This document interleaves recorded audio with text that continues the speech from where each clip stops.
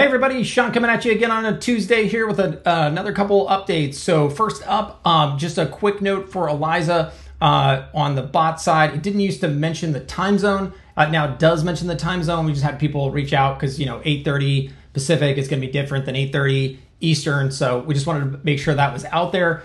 So that is update number one. So now update number two is on the workflow builder. So this one is kind of a very specific use case. So let me just be very clear about it. So right now in any workflow, you can always pass over to another workflow. So if you add an action, you type workflow, there's an add to workflow. Now before it was simply just, hey, what workflow do you want to add to? Great, but there's this new item, pass input trigger parameter. And here's what this means. It means whatever data came into this workflow. So for example, in this case, there's a form submission trigger. All the form data normally would have come into this workflow and just stopped. And then when you went to the next workflow, nothing would have come into that workflow. It just would have started. So this will allow you to pass over all the data that came into this workflow into the next workflow. And this was for people who had really specific situations, for example, where maybe they had a point reminder sequence that was specific to an individual, but then they wanted to pass out to a more generic version, but they still needed that information as far as the appointment time being booked. So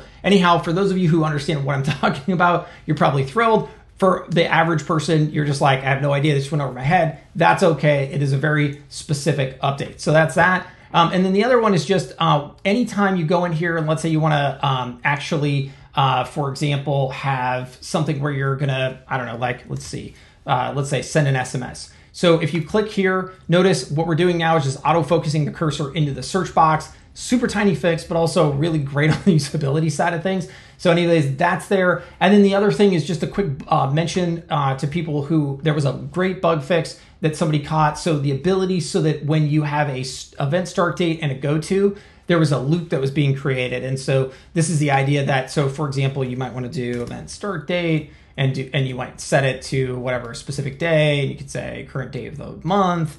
Sorry, just kind of rolling through this. And then you might have the go-to action, and the go-to was cool and is cool because then what you can do is you can actually then have it jump up to to loop back. But there was a bug where it was just creating a loop. That's been all fixed. So great updates by the team there. I think the small things are sometimes some of the biggest things. So always love to shout those out.